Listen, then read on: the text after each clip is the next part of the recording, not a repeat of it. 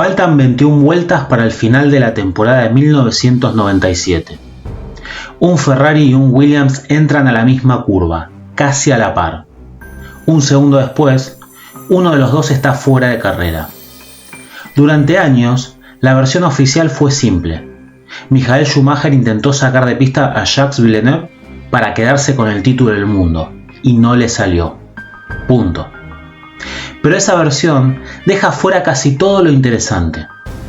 Una clasificación que rompió las reglas de la probabilidad, una temporada que Schumacher no debería haber estado peleando, y una decisión de la FIA tan extraña como la maniobra que la originó.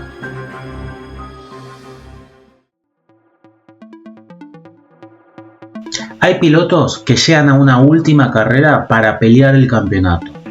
Y hay pilotos que llegan a una última carrera convencidos de que perderla no es una opción. En octubre de 1997, en un circuito polvoriento del sur de España, Michael Schumacher era de los segundos. 2 años antes, Schumacher había dejado Benetton, el equipo con el que ya había sido bicampeón del mundo, para asumir un desafío que en Maranello llevaba casi 2 décadas sin cumplirse: devolverle a Ferrari un título de pilotos. La escudería no ganaba ese campeonato desde 1979, con Jody Scheckter. Schumacher no llegó como una pieza más del rompecabezas, llegó como el proyecto en sí mismo, el hombre alrededor del cual Ferrari reconstruiría su ingeniería, su estrategia y su cultura de equipo, de la mano de 2 viejos socios de Benetton, Ross Brown y Rory Byrne. Villeneuve no era un rival cualquiera. Llegaba a la Fórmula 1 en 1996 con un currículum que pocos pilotos de la parrilla podían igualar. Campeón de la Kart IndyCar y ganador de las 500 millas de Indianápolis apenas un año antes de debutar en el Mundial. Su adaptación fue casi inmediata, y en su primera temporada ya había peleado el título contra Damon Hill, su propio compañero de equipo. En 1997 llegaba decidido a ganarlo. 1997 fue, en ese sentido, un año extraño. Ferrari no tenía el auto más rápido de la parrilla, y el Williams Renault de Jacques Villeneuve y de Heinz-Harald Frentzen era, en la mayoría de los circuitos, muy superior. Y sin embargo, Schumacher estaba ahí, peleando el título carrera tras carrera, a fuerza de una temporada de una calidad individual excepcional. El camino hasta Jerez no fue lineal. En el Gran Premio de Alemania, en Nürburgring, Schumacher no llegó a la bandera a cuadros, chocó con su propio hermano Ralf. Villeneuve, en cambio, sumó y de golpe la ventaja en el campeonato pasó a manos del canadiense por 9 puntos. Todo indicaba que la definición se acercaba peligrosamente para Ferrari. Pero en Suzuka, en el penúltimo fin de semana del año, Villeneuve cometió un error que terminaría siendo decisivo. Fue sancionado por no respetar una bandera amarilla durante la clasificación, una infracción por la que ya arrastraba una advertencia previa. En un primer momento fue excluido de la carrera. Williams apeló y se le permitió correr bajo protesta, como una especie de piloto fantasma cuyo resultado quedaba en suspenso. Schumacher ganó esa carrera, y días después la apelación de Williams fue retirada. La exclusión de Villeneuve en Suzuka quedó confirmada y el resultado dejó a Schumacher llegando a la última cita del año con una ventaja de apenas 1 punto, 78 contra 77. Todo se definiría en Jerez, en el Gran Premio de Europa.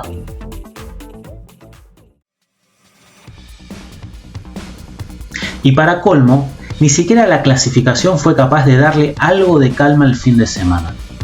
El sábado, en la última sesión de clasificación de la temporada, ocurrió algo que la Fórmula 1 no había visto nunca. Villeneuve marcó 1:21.072. 14 minutos después, Schumacher clavó exactamente el mismo tiempo.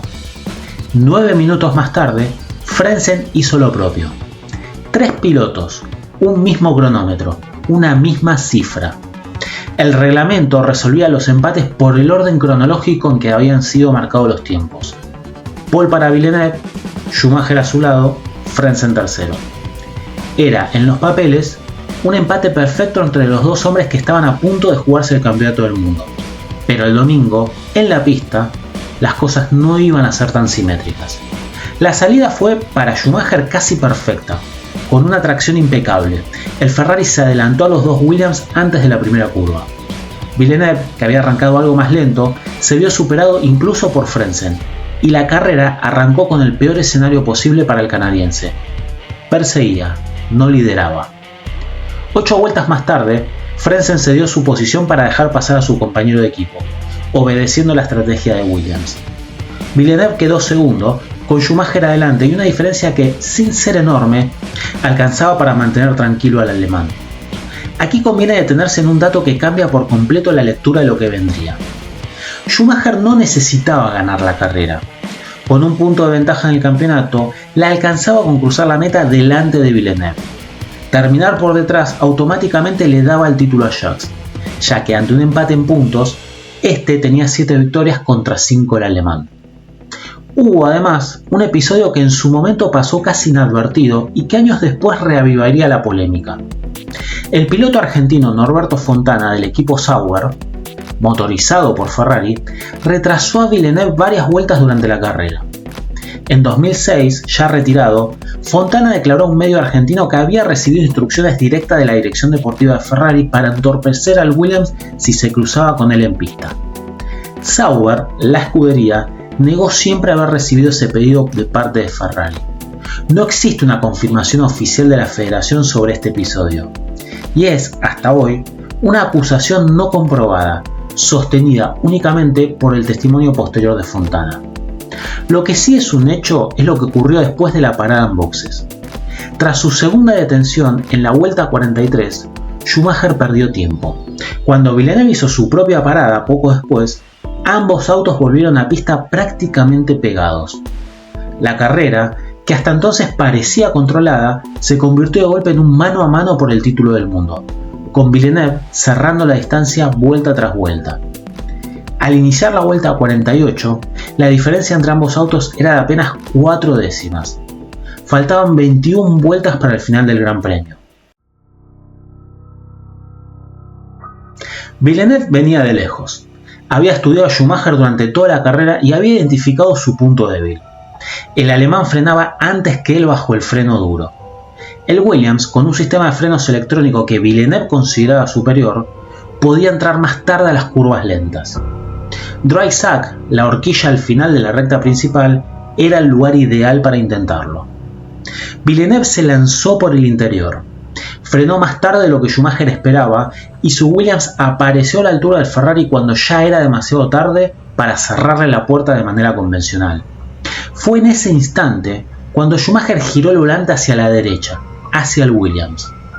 Las imágenes aéreas de la transmisión, revisadas durante años por analistas y periodistas especializados, muestran un segundo movimiento del Ferrari sobre la trayectoria del rival, después de que Villeneuve ya ocupara la curva.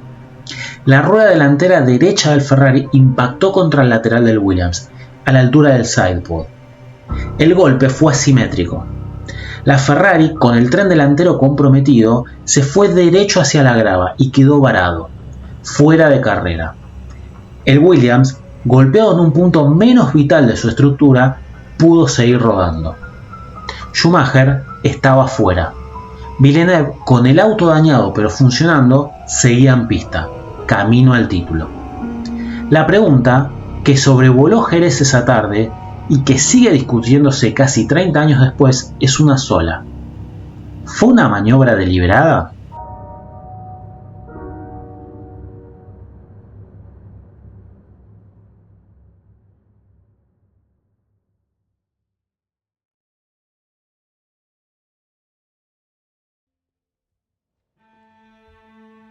Hay dos posturas.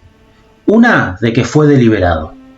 Las repeticiones mostraron que Villeneuve ya estaba adelante y a la par cuando Schumacher giró hacia él por segunda vez, algo que las normas de la época, igual que las actuales, consideraban responsabilidad del piloto que va adelante, dejar espacio a un rival que ya ocupa la trayectoria.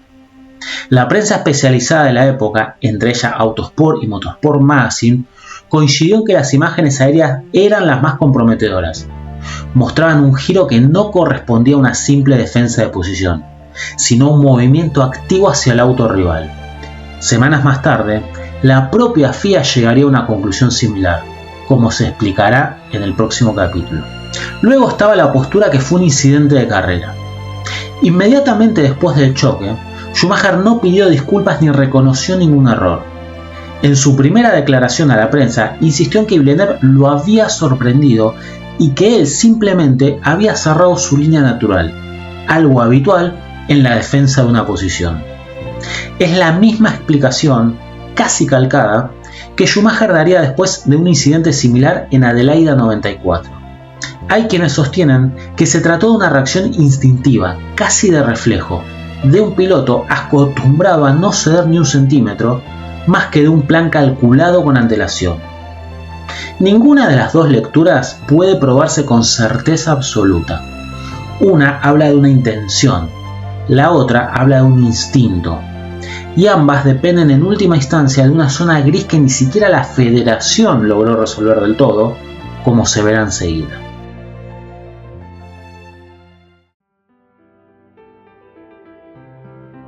Villeneuve terminó la vuelta con el Williams dañado pero controlable. En las vueltas siguientes bajó el ritmo, cuidando el auto, mientras detrás los dos McLaren de Mika Häkkinen y David Coulthard se acercaban. En las últimas vueltas, ambos McLaren superaron al Williams. Häkkinen se llevó la que fue su primera victoria en la Fórmula 1. Coulthard terminó segundo. Villeneuve tercero. Para el título, la posición exacta era secundaria. La alcanzaba con sumar puntos y terminar por delante de Schumacher, que ya estaba fuera de carrera.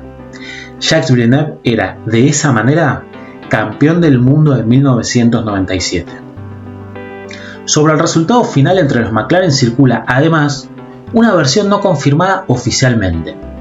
El propio Coulthard declaró años más tarde, en 2014, que el cambio de posiciones entre él y Häkkinen respondió a un acuerdo previo entre Frank Williams y Ron Dennis, jefe de McLaren, por el cual el equipo británico no entorpecería a Williams en la lucha por el título a cambio de no ser molestado en la pelea por la victoria.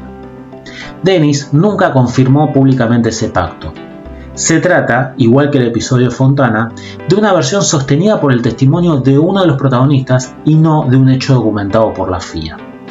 Para Schumacher, la carrera había terminado en la grava, pero el caso, lejos de cerrarse, recién empezaba. 2 semanas después de Jerez, el Consejo Mundial del Deporte Motor de la FIA convocó a Schumacher para revisar lo ocurrido en Dry Sack. La conclusión, anunciada por el entonces presidente de la federación, Max Mosley, fue matizada. Consideró que la maniobra de Schumacher había sido instintiva y deliberada, pero no premeditada. Es decir, la FIA sostuvo que Schumacher sí había tomado la decisión consciente de girar hacia Villeneuve en ese instante, pero descartó que hubiera planeado el choque con antelación. Esa distinción entre lo deliberado y lo premeditado fue la que terminó definiendo el castigo. La federación evaluó la posibilidad de suspenderlo para la temporada de 1998, pero Mosley argumentó que una sanción de ese tipo no serviría como disuasivo real, porque, en sus palabras, no había un solo piloto en la parrilla que no aceptara perderse una temporada a cambio de ganar un campeonato. En lugar de eso, la FIA optó por una sanción distinta: excluir a Schumacher de la clasificación final del Campeonato Mundial de Pilotos de 1997. Acá conviene ser muy precisos, porque es un punto que suele confundirse. Schumacher no perdió sus victorias ni los puntos obtenidos carrera por carrera.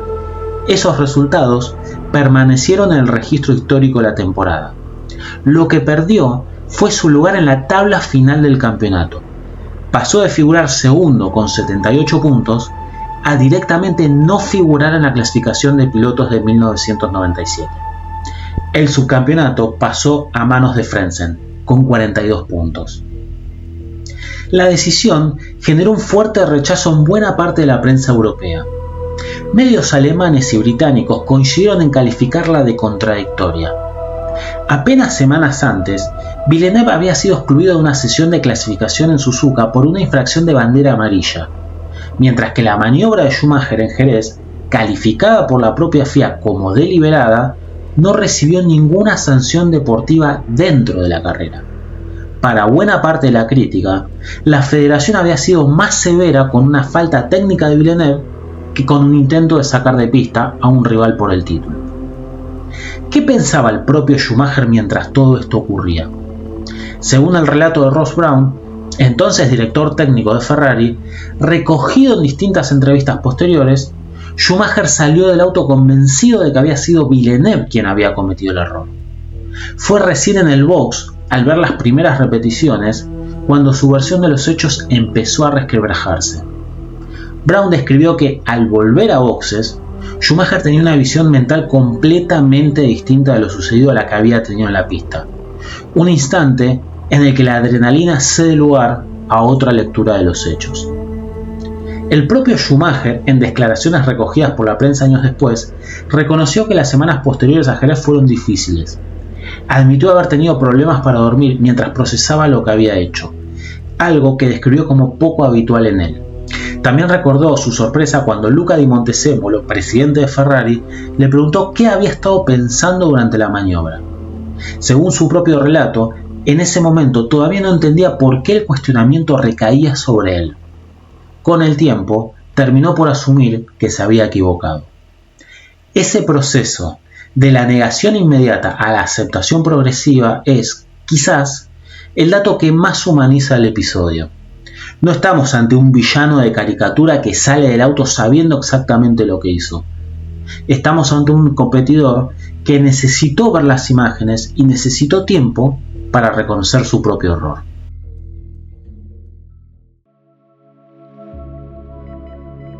Para entender del todo Jerez 97 hay que retroceder 3 años, hasta Adelaida, Australia, la última carrera de la temporada de 1994.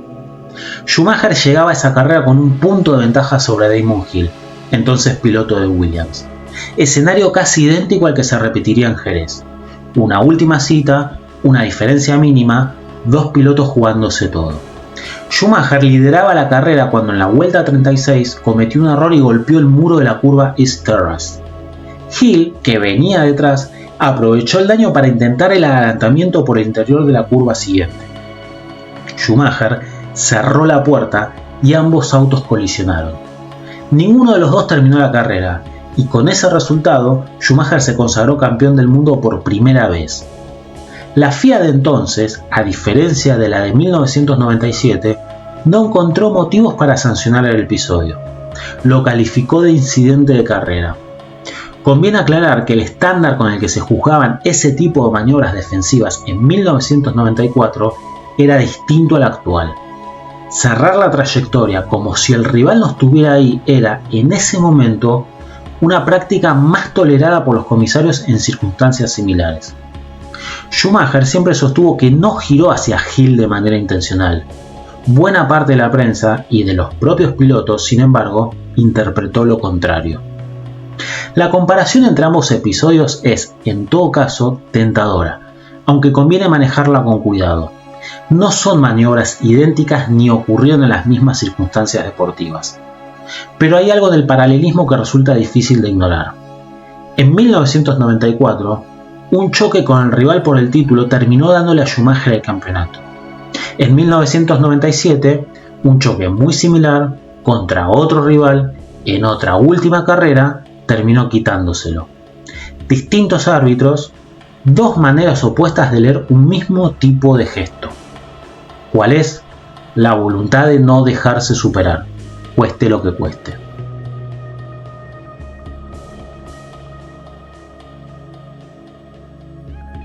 ¿Qué queda entonces de Jerez 97? Queda, en primer lugar, un dato que suele perderse en medio de la polémica. 1997 fue una de las temporadas más completas de la carrera de Schumacher. Peleó un campeonato con un auto que no era el mejor de la parrilla. Llevó a una Ferrari en plena reconstrucción hasta la última carrera del año y solo la maniobra de dry sack le impidió, cuanto menos, seguir peleando el título hasta el final con la conciencia tranquila. Queda también una mancha que Schumacher nunca pudo borrar del todo. Jerez 97, al igual que Adelaida 94, quedó asociada para siempre a la parte más cuestionable de su carrera: la disposición a resolver con el auto lo que no podía resolver con el cronómetro. Y queda, sobre todo, una paradoja. El mismo piloto capaz de una temporada de una calidad excepcional fue también el piloto dispuesto a arriesgarlo todo, incluida su reputación, para no ceder una posición. Los años posteriores demostrarían que ese Schumacher, el que ganaría después 5 campeonatos consecutivos con Ferrari entre el 2000 y el 2004, convivió siempre con esa misma dualidad, genialidad y un límite ético que más de una vez decidió no respetar. ¿Jerez 97 mostró el lado más oscuro de Michael Schumacher? ¿O simplemente mostró hasta dónde podía llegar un piloto que se negaba a perder? Quizás la respuesta no sea una sola. Quizás las dos cosas fueron siempre la misma.